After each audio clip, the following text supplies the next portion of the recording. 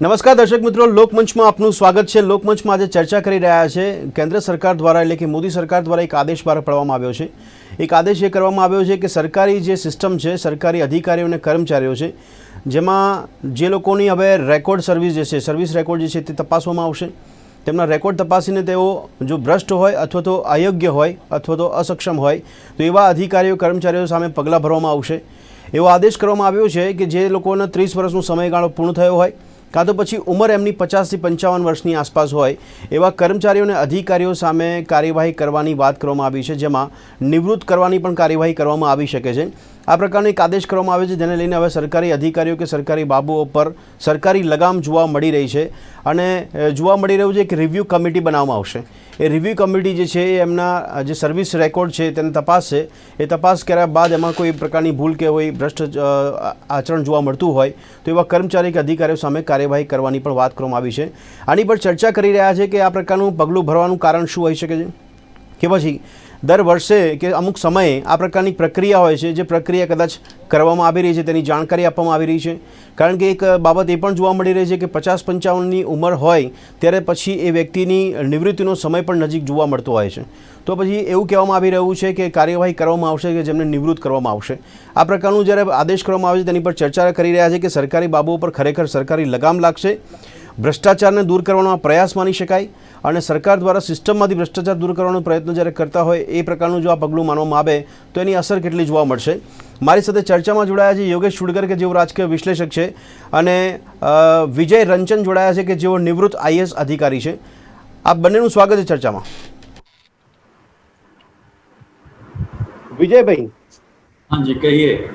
જી વિજયભાઈ, સૌથી પહેલા તો આ જે આદેશ કરવામાં આવ્યો છે સરકારી સિસ્ટમ માટે કે સરકારી અધિકારી કે કર્મચારીઓ પર આ પ્રકારનો એક આદેશ આપવામાં આવ્યો કે એમના જે કામગીરી છે તપાસવામાં આવે, રેકોર્ડ તપાસવામાં આવે અને જે લોકો ભ્રષ્ટ કે અયોગ્ય છે એમની સામે કાર્યવાહી કરવામાં આવે, કઈ રીતે આપ એને સમજી રહ્યા છો? ऐसा है कि मुझे थोड़ी खुशी भी हो रही है, थोड़ी हैरानगी भी हो रही है। इसलिए खुशी हो रही है कि आज भी आप जैसे लोग हैं जो ये विश्वास करते हैं कि राजनेता के कथनों पर और राजनेता के वचनों पर आप विश्वास कर सकते हैं। बिल्कुल ऐसे कथन जो हैं ये पहली बार नहीं आए, बहुत बार पहले भी आ चुके हैं कि भ्रष्टाचार दूर होगा और जो कर्मचारी अच्छा काम नहीं कर पा रहे उनको दूर कर दिया जाएगा। पहली बात तो ये है कि ये जो है ऐसा नियम तो सरकार में पहले से ही है। आज भी किसी कर्मचारी को 50 से 55 वर्ष के बीच में घर भेजना हो वो आज भी किया जा सकता है जी। एक तो ये बात। दूसरी बात है इसका भ्रष्टाचार से कुछ लेना देना नहीं है। भ्रष्टाचार पे आज भी कुछ लेना देना नहीं है, क्योंकि भ्रष्टाचार के लिए आज भी 10-12 कानून हैं। बिल्कुल। अब आप उन कानून के मुताबिक काम नहीं कर रहे तो उसमें ये नया कायदा लाने की और नई बात करने की या नई प्रक्रिया शुरू करने की क्या जरूरत है। और एक तीसरी बात आप समझिए, सरकार चाहे कितने भी कानून बनाए, कानून तभी कारगर होता है यदि उसके जो प्रोसेस है, उसकी जो प्रक्रिया है वो प्रक्रिया ठीक ढंग से चले। अब प्रक्रिया जो है वो अपने ढंग से चलाएंगे या इस मंशा से चलाएंगे कि किसी के ऊपर कोई प्रभाव न पड़े या जिसका लाभ जो है वो वेस्टेड इंटरेस्ट या व्यक्तिगत के तरीके से हो, आप उसको कितना डिले करते जाएंगे। तो कानून की जो अमलवारी है, कानून की जो इम्प्लीमेंटेशन है वो उसके प्रोसेस में है। और हमारा प्रोसेस जो है अब वो तो भगवान के भरोसे है, आप सब जानते हैं। आज कुछ भी कर लीजिए, आपका 20 साल तक आप चलते रहेंगे। चाहे एक कानून आया है कि भ्रष्टाचार का कोई भी किस्सा हो उसको फास्ट ट्रैक कोर्ट में 2 साल के अंदर पूरा करना चाहिए, लेकिन हम जानते हैं कि फास्ट ट्रैक कोर्ट जो है उसकी हालत क्या है। कहने को तो कहते हैं 3 महीने में हो जाएगा, लेकिन वो कभी 3 साल में भी हो जाए तो हम कहते हैं वाह वाह, शुक्रगुजार है कि इस देश में कायदा कानून की प्रक्रिया जो है वो सक्रिय हो गई है। ओके विजय तो भाई, ऐसी जाहिरात आती जाती हैं और हम सुनते रहते हैं और आप भी प्रसन्न होते रहते हैं। ઠીક છે. નહીં વિજયભાઈ, પ્રસન્ન થવાની વાત નથી, આપણે આને બહુ તાર્કિક રીતે તટસ્થ ચર્ચા કરવાની વાત છે અને લોકોએ શું સમજવું જોઈએ એ વાસ્તવિકતા તમે કદાચ મૂકી શકો છો. પણ આપ માનો છો કે સિસ્ટમમાં બેઠેલા અધિકારીઓ કે કર્મચારીઓ એમાંથી મોટા પ્રમાણમાં લોકો એ કાર્ય એ પ્રવૃત્તિ કરતા હોય છે ભ્રષ્ટાચારને લગતી? पहली बात तो ये है कि ભ્રષ્ટાચાર की प्रवृत्ति करे छे कि નથી करता, આ પ્રશ્ન તો છે જ નહીં. ભ્રષ્ટાચાર તો એની બાબત, भ्रष्टाचार बाबत मैं कोई थ्योरीज नहीं करने वाला, चुटकर साहब आपको थ्योरीज बता देंगे। ना ही मैं भ्रष्टाचार का वर्गीकरण करना चाहता हूँ कि ये भाई नजराना है, शुक्राना है कि हकराना है या जबराना है, मैं इसमें नहीं पढ़ता। लेकिन एक वस्तु तो यकीनन है कि भ्रष्टाचार जो है आज एक हमारी कल्चर का, एडमिनिस्ट्रेटिव कल्चर का, पॉलिटिकल कल्चर का एक अनिवार्य भाग बन गया है। आपको सच्ची बात ઓકે, તો कहें, વિજયભાઈ, જે કાયદો છે ભ્રષ્ટાચાર સામે માટે જે કાયદો છે, કાયદાનો અમલવારી સિસ્ટમમાં કેટલા પ્રમાણમાં થાય છે? यही तो मैं कह रहा हूँ कि अमलवारी जो है वो प्रोसेस होती है। જી और एक बात याद रखिए कि पहले एक कानून था, आईपीसी में कानून था ही प्रिवेंशन ऑफ करप्शन के लिए, फिर दोबारा कानून बना प्रिवेंशन ऑफ एक्ट, फिर वो उसके ऊपर 3 बार अमेंडमेंट हुए, वो सब होता रहा। लेकिन एक बात जो हम सब भूल जाते हैं कि जितना ज्यादा कायदा बनेगा, जितना ज्यादा कानून बनेगा, उतना ही ज्यादा इंस्पेक्टर्स आएंगे, उतने ही ज्यादा इन्वेस्टिगेटिंग एजेंसीज आएंगी। जितने ज्यादा इंस्पेक्टर आएंगे, जितने ज्यादा इन्वेस्टिगेटिंग एजेंसी आएगी, उतना ही ज्यादा करप्शन बढ़ेगा। तो विजय जी, ये जो कानून बनाने की बात हम मान ले या फिर इस तरह का जो आदेश किया हुआ है मोदी गवर्नमेंट ने, तो इसका मतलब क्या समझा जाए? हम आम लोगों को क्या समझना पड़ेगा कि हाँ सही में से मोदी सरकार सिस्टम में से भ्रष्टाचार को रिमूव कर रही है? चोटकर जी बोलेंगे, ठीक है। नहीं नहीं नहीं, विजय जी आप पहले बताइए, मैं उसकी बात करता हूँ। तो सिर्फ 2 बातें करता हूँ। पहली बात तो ये कि ये बात पहली बात नहीं, दूसरी बात कि ये कानून ऑलरेडी है ही, ये कानून नहीं, ये गाइडलाइंस भी, अधिकार भी हैं। और तो तीसरी इस पे बात फोकस करने की वजह क्या लग सकती है विजय जी? इस पे फोकस करने की वजह क्या है? इसके ऊपर एक नई कमेटी बनाने से आपने एक लेयर और बना दिया है, एक प्रक्रिया और बढ़ा दी है। यानी कि ये जो कारगर, इसको जो अमलवारी ठीक ढंग से हो, उसमें आपने ऑलरेडी डिल्यूट कर दिया है एक और कमेटी बना। बराबर, ओके, ઠીક છે વિજયજી. યોગેશભાઈ, હવે તમને પૂછું છું કે અત્યારે રાજકીય વિશ્લેષક તરીકે આપ આ બાબતને કઈ રીતે સમજી રહ્યા છો? કારણ કે આમાં એક બાબત ટાંકવામાં આવી છે કે 30 વર્ષનો સમયગાળો પૂર્ણ કર્યો હોય કે 50 થી 55 વર્ષની ઉંમર હોય, આવા વ્યક્તિઓ પર તપાસ, એમનો રેકોર્ડ જોવામાં આવશે અને જો આવું કોઈ કાર્ય દેખાશે તો એમને પર કાર્યવાહી થશે. નહીં પણ નિવૃત્ત કરવા માટેની કાર્યવાહી છે. આ સમયે તો એ લોકો નિવૃત્ત થતા જ હોય ને? ભદ્રેશભાઈ, સૌથી પહેલા તમારે જીટીપીએલ ગુજરાત ન્યૂઝને 14 વર્ષ પૂરા કરી 15મા વર્ષમાં પ્રવેશ કરે છે ત્યારે ખૂબ ખૂબ અભિનંદન આપવા છે. આપની સમગ્ર ટીમને મારા તરફથી અભિનંદન. અને આપની ચેનલ જે રીતે કામ કરે છે ને આપની સાથે મેં ઘણી બધી લાઈવ ડિબેટમાં ભાગ લીધો છે, એટલે આપની સાથેનો મારે જે પરિચય થયો છે અને જે રીતે મને અનુભવ થયો છે એ ખરેખર મને ઘણું શીખવા એમાંથી મળ્યું છે. અને એ માટે હું જીટીપીએલ ગુજરાત ન્યૂઝનો આભાર માનું છું અને અભિનંદન. જી, આપનો ખૂબ ખૂબ આભાર. જી, આજે આપે જે પ્રશ્ન ઉભો કર્યો એ પ્રશ્ન ઘણા વખતથી હું જ્યારે સરકારી કચેરીઓમાં ગયો છું ત્યારે મને અનુભવ થયો છે કે ક્યાંક ને ક્યાંક ઇનએફિશિયન્સી એટલી બધી જોવા મળે છે.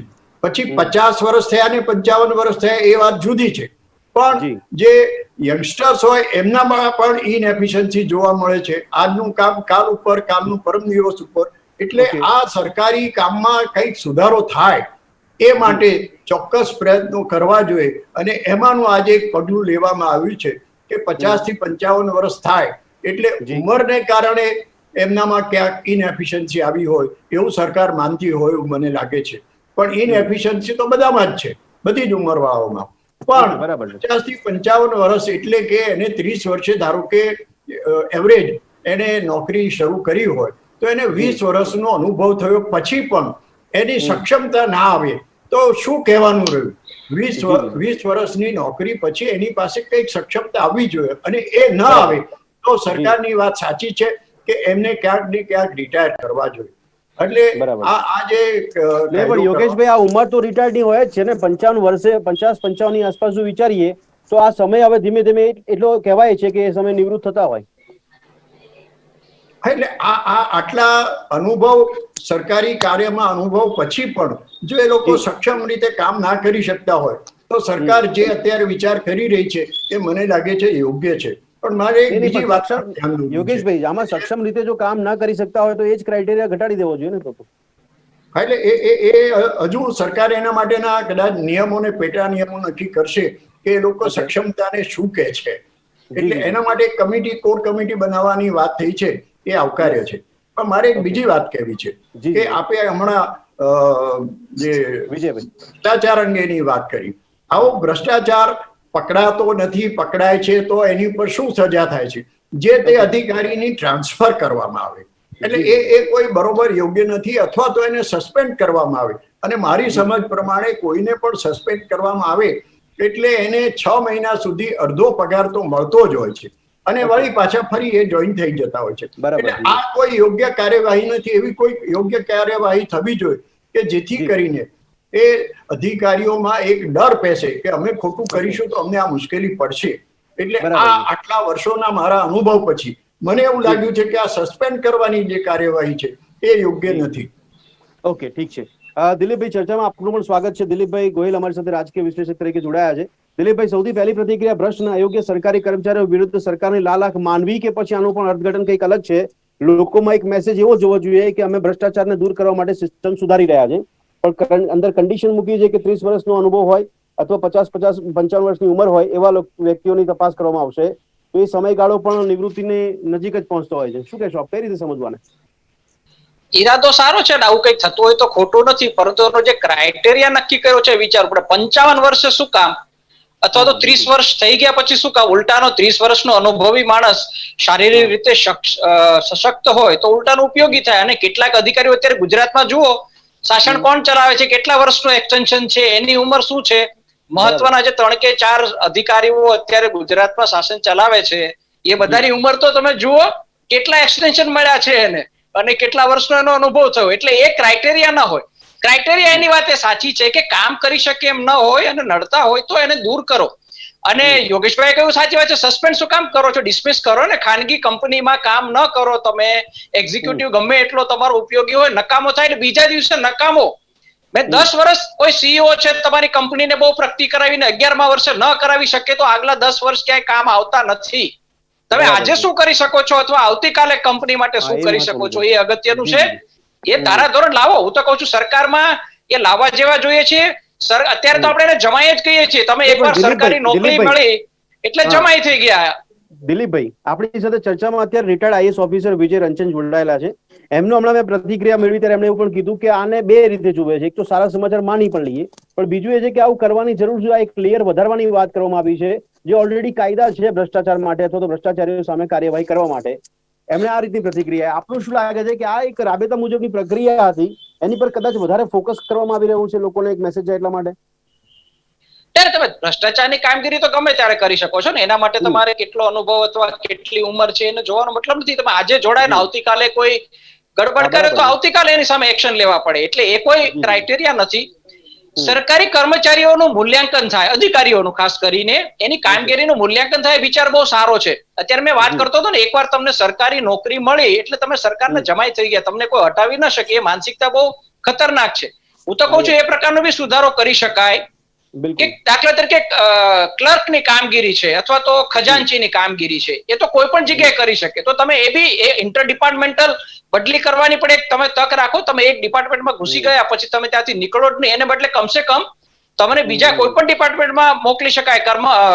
પાલિકાનો કર્મચારી સરકારમાં બી કરી શકે, સરકારનો કર્મચારી પાલિકામાં બી કામ કરી શકે. અને ફ્લેક્સિબિલિટી હોય. Higher and fire. ખાનગી કંપનીમાં તમે પરફોર્મન્સ આપો તો તમને પ્રમોશન મળે, નહીં તો ન મળે. એ વાત બહુ સાચી છે. એટલે એવું કઈક ધોરણ સરકારમાં લાવતા હોય તો એમાં કઈ ખોટું નથી. ओके विजय जी, आपको क्या लग रहा है, इससे हम ये मान ले कि सिस्टम में जो भी भ्रष्टाचार है उसको निकालने के लिए, भ्रष्टाचार मुक्त शासन बनाने की जो कोशिश है उसमें एक और कदम ऐड किया गया है मोदी सरकार से, सरकार की ओर से, ये हम मान लें और इससे अच्छा ही इफेक्ट मिलेगा अपने को? ये मैं सुन रहा था चुटकर जी को और दूसरे अन्य भाई को। पहली बात तो ये है कि जैसे जैसे हम लोगों की, जैसे कहते हैं, एवरेज एज बढ़ रही है, हाँ बिल्कुल, तो 69 और 70 के करीब पहुंच गई है, और उस वक़्त आप 55 और 55 के बीच में लोगों को रिटायर करने की बात सोचें तो गलत है जी। ये पहले बात ही गलत है। और दूसरी बात ये है कि नहीं, इसकी वजह क्या, क्यों गलत क्यों है, ये गलत क्यों है विजय जी? मैं कह रहा हूँ कि एवरेज एज भी बढ़ गई है। और दूसरी जो बात तो चुटकर जी ने बहुत अच्छी कही कि जो सक्षमता जो है जी, वो चाहे वो या अक्षम हो जाना, वो तो जो सर्विस ज्वाइन करते हैं या 30 साल के बाद हो या 50 साल के बाद हो, वैसे भी हो सकते हैं। बिल्कुल सही है। अक्षमता का उम्र के साथ इतना संबंध नहीं है, अनलेस एक आदमी बीमार पड़ जाए या कुछ ऐसा अशक्त हो जाए, तो आदमी अक्षम वो 22 साल की उम्र में भी हो सकता है, 55 में भी हो सकता है, 60 में भी हो सकता है। सही बात है। तो इसका कोई इसके साथ संबंध नहीं है। दूसरी बात यह है करप्शन का। करप्ट आदमी, चुटकर जी ने कहा, वो 22 साल में भी हो सकता है, 55 साल में भी हो सकता है। उससे छुटकारा पाने के लिए आपके पास कायदा है जी, नया कायदा बनाने की जरूरत नहीं है। ओके। और तीसरी बात यह है कि आज भी किसी अक्षम अधिकारी को आपको घर भेजना हो, उसको छुट्टी करनी हो, आज भी आपके पास अधिकार हैं, आपके पास नियम हैं। हाँ यस, विजय जी, आप विजय जी, मेरा एक सवाल इसमें ये जुड़ा हुआ है कि रिव्यू कमेटी बनाने की जो बात की गई, क्या रिव्यू कमेटी हमारे वहाँ है ही नहीं? ये सिस्टम पहली बार हम देख रहे हैं कि नहीं, एक सवाल। दूसरा मेरा सवाल ये, मेरे अंदाज से, कि ये एक रूटीन प्रोसेस 6 महीने या साल भर में होती है, जो इन लोगों ने शायद नहीं की होगी और फिर से इनको याद आया कि चलो कर देते हैं, ये एक मैसेज जा रहा है क्या? नहीं, ऐसा नहीं है, क्योंकि मैंने भी ये काम किए हैं। मैंने भी 55 साल के बाद अपने, मतलब 36 साल के कैरियर में 2 लोगों को घर भेजा, ऐसा नहीं है।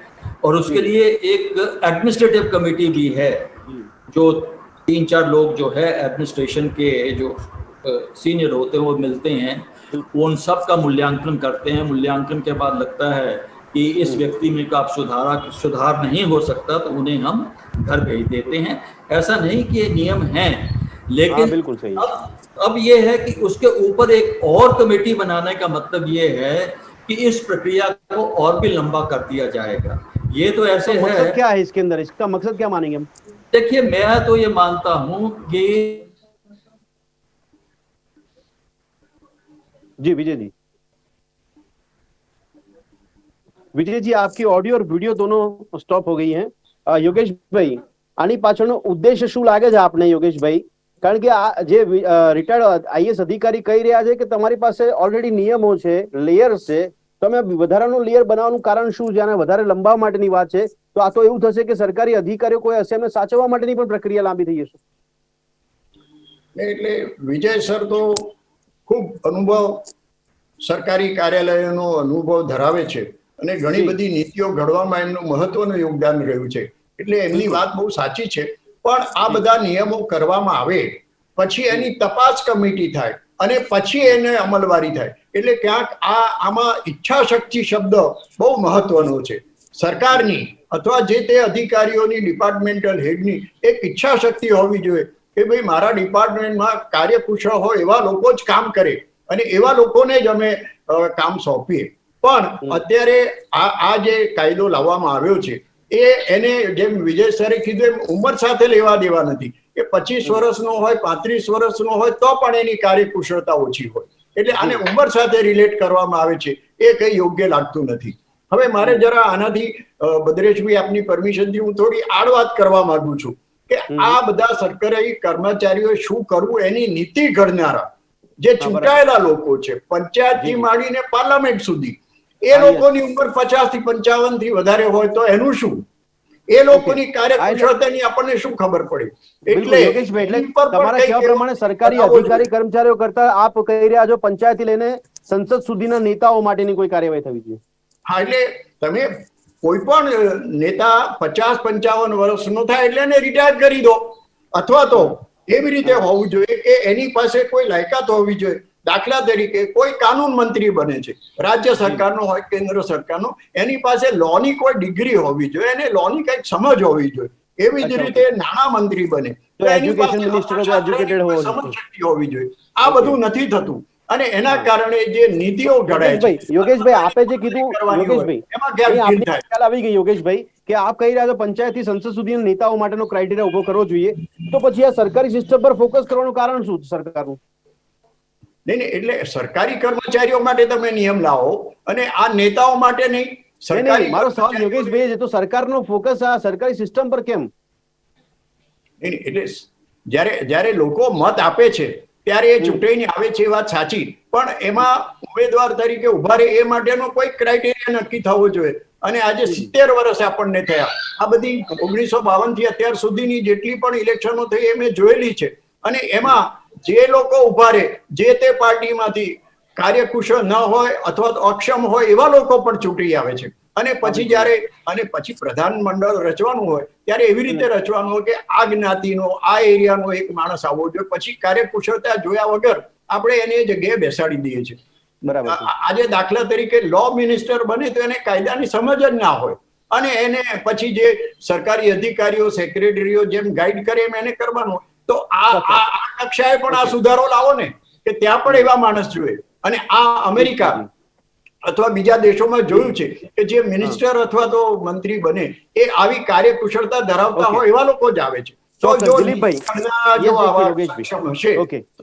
તો પછી અત્યારે આ જે કાર્યવાહી કરવા માટેનો ઉદ્દેશ શું માનવું આપને? હું આપને ફરીથી એ સવાલ પૂછું છું કે સિસ્ટમમાં જે અધિકારીઓ કે કર્મચારીઓ બેઠા છે એમાં એમનો બચાવ થવાની પ્રક્રિયા છે કે પછી એમને ખરેખર સામે કાર્યવાહીની વાત છે? બીજી બાબત, સિસ્ટમ પર ફોકસ કરવાનું કારણ શું લાગે છે જ્યાં નેતાઓ પર ફોકસ નથી કરાતો? મોદીજીએ જયારે 2014માં ઇલેક્શન લડ્યા પહેલા એવું કીધું હતું કે સત્તામાં આવશે તો દરેક સાંસદો સામે, બીજેપીના હશે કે કોઈ બી પાર્ટીના હશે, હું સુપ્રીમ કોર્ટમાં પોતે અરજી કરીશ ભ્રષ્ટાચારીઓ માટે. તો આજે તો એક બી એવું દેખાતું નથી ઉદાહરણ આપણને કે એમાં એ નેતાઓ કે સંસદ સભ્યો આયા હોય, પણ સિસ્ટમ પર ફોકસ કરવામાં આવ્યું છે. શું કહેશો? એટલે એવું બની શકે કે હમણાં નવા પ્રમુખ આવ્યા છે, ભાજપના પ્રદેશ પ્રમુખ, એ બહુ સક્રિય દેખાયા છે, એટલે કદાચ વિજય રૂપાણી બી સક્રિય દેખાવા માંગતા હશે એવું એક આપણે સ્પેક્યુલેશન કરી શકીએ કે ભાઈ હું બી બહુ બધું વિચારું છું અને કામ કરું છું. હમણાં જુઓ ને 2-3 મોટા નિર્ણયો લીધા છે. પાસામાં જુગાર રમનારાને અથવા એને બી પાસામાં લઈ લે, એમાં બી ફેરફારની વાત કરી. 70 માળની બિલ્ડિંગો બનશે, એટલે કેટલાક નિર્ણયો, એટલે કામ કરતી સરકારો એવું દેખાવાની એક કોશિશ હોય એવું એક છાપ પણ ઉભરી છે. કારણ કે તો રિમોટ થી ચાલતી સરકાર છે એવું આપણે જાણીએ છીએ બધા, દિલ્હીથી સૂચના પ્રમાણે કામ થાય. પણ પ્રદેશ પ્રમુખ છે તો પોતાની રીતે વર્તી રહ્યા છે, એટલે કદાચ એ થોડીક આમાં હોઈ શકે. આનંદીબેને છેલ્લે ઘણા બધા નિર્ણયો લીધા હતા, એમને જયારે વિદાય લેવી પડી, આંદોલન એમાં મુખ્ય કારણ હતું, પરંતુ એમને ખ્યાલ આવી ગયો હતો કે પોતાને હવે જવું પડશે, ત્યારે એમણે પણ છેલ્લે ઘણા બધા નિર્ણયો લેવા. એટલે એક આવી વાત એવી પણ ચાલે છે રાજકીય ગલીઓમાં. આમાં એક બાબત એ જાય છે કે ખરેખર લોકો સમજવું જોઈએ કે આ ફોર્માલિટી છે જ, પણ જેની પર અત્યારે લોકોને જાણકારી આપીને એવું બતાવવાનો પ્રયત્ન થઈ રહ્યો છે કે અમે સિસ્ટમમાંથી ભ્રષ્ટાચાર દૂર કરવાનો પ્રયત્ન કરી રહ્યા છીએ. હા, એટલે એ જ વાત કરી ને કે અમે કંઈક સરકાર કંઈક કામ કરી રહી છે એવો બતાવવાનો ઈરાદો છે. એક પેલા યોજના આવે ને એક જાહેરાત થાય અને કંઈક થાય ને એનો થોડો પ્રચાર થાય. લોકો કે હું નથી માનતો લોકો માની જાય કે આમાં કઈ થશે, આનાથી કઈ ફરક નથી પડવાનો. આ એક વધારાની જાહેરાત થશે. ને બીજું, સીએમ પોતે પણ એકવાર બોલી ગયા હતા કે સૌથી વધારે ભ્રષ્ટાચાર તો પોલીસ અને મહેસૂલ વિભાગમાં છે. તો બહુ વખત પહેલા બોલ્યા હતા. તો એ પછી જે અધિકારી આપણે યાર હતા એમણે વાત કરી, તમારી પાસે નિયમો તો છો, તો અત્યાર સુધીમાં પોલીસ વિભાગમાં અને મહેસૂલ વિભાગમાં કેટલા ભ્રષ્ટાચારના કેસ પકડ્યા? 2-5 મોટા અધિકારીઓને પકડ્યા હોત, મોટી માછલીઓને, તો લોકોને લાગે કે આમાં કઈક કામ કરવાનો ઈરાદો. આમાં મને લાગે છે એક છેલ્લી બી વાત કહી દઉં, આ પેલા દિલ્હી સરકારની નકલ કરવાની બી કોશિશ છે. ત્યાં અત્યારે દિલ્હી સરકારમાં, મોદી સરકારમાં ચાલી રહ્યું છે 55 થી મોટી ઉંમરના લોકોને શોધીને અને પછી ભ્રષ્ટાચારી છે એવો આડકતરો વાત કરીને એને છૂટા કરી રહ્યા છે. તો આ ગુજરાતની સરકાર પણ કામ કરી રહી છે એવું દેખાડવાની પણ કોશિશ લાગે છે. ચર્ચા અહીંયા સમાપ્ત કરે છે, પરંતુ મૂળ નિષ્કર્ષ કાઢવાનો પ્રયત્ન કર્યો હતો અને પબ્લિકમાં પણ એ ચર્ચા થતી હોય છે પ્રજામાં કે આ પ્રકારના કાયદાથી ખરેખર એવો મેસેજ મોકલવામાં આવી રહ્યો છે કે ભ્રષ્ટાચાર દૂર કરવાના પગલું કેવાશે પણ ભ્રષ્ટાચાર કેટલા પ્રમાણમાં દૂર થાય છે કદાચ પ્રજાને પણ ખ્યાલ છે, સિસ્ટમમાં બેઠેલા અધિકારીઓ કે કર્મચારીઓને ખ્યાલ છે, અને નેતાઓને પણ ખ્યાલ છે કે જે લોકો પ્રજાના પ્રતિનિધિ છે. પણ આ પ્રકારના એક આદેશથી અથવા તો રિવ્યુ કમિટી બનાવીથી એ કાયદામાં થોડો અમે સુધારો કર્યો એવું પ્રસ્થાપિત કરીને જો એવું માનવામાં આવતું હોય કે ભ્રષ્ટાચાર નાબૂદ થશે, તો મોટાભાગના લોકોને એવું માનવું છે કે ભ્રષ્ટાચાર નાબૂદ આ રીતે નહીં થઈ શકે. પણ આખરે તેની પાછળનો ઉદ્દેશ સમજવાનો પ્રયત્ન કરતા હતા કે નેતાઓ પર કાર્યવાહી કેમ નહીં, સિસ્ટમ પર કેમ ચર્ચા કરવામાં આવી રહી છે, સિસ્ટમમાં ખરેખર ભ્રષ્ટાચાર છે એનો મતલબ કે સરકાર સ્વીકારી રહી છે. એવા ભ્રષ્ટ નેતાઓને, અધિકારીઓને કે કર્મચારીઓને દૂર કરવાની વાત કરે છે ત્યારે એક લોજિક એ પણ જોવા મળે છે તર્ક કે આ આટલી ઉંમરે તો એ અધિકારીઓ નિવૃત્ત થતા હોય છે અથવા તો એ જ ક્રાઇટેરિયામાં પણ ફેરબદલ કરવામાં આવતો હોય છે. પણ આ પ્રકારનું કાર્યવાહી કરવા પાછળનું તર્ક ઘણા અધિકારીઓને પણ સમજાતું નથી. આ ચર્ચાને અહીંયા સમાપ્ત કરી છે. આ ચર્ચામાં બંને ભાગ લીધો તે બદલ આપનો ખૂબ ખૂબ આભાર. Thank you. ફરી મળીશું દર્શક મિત્રો લોકમંચમાં એક નવા. ત્યાં સુધી રજા આપશો. નમસ્કાર.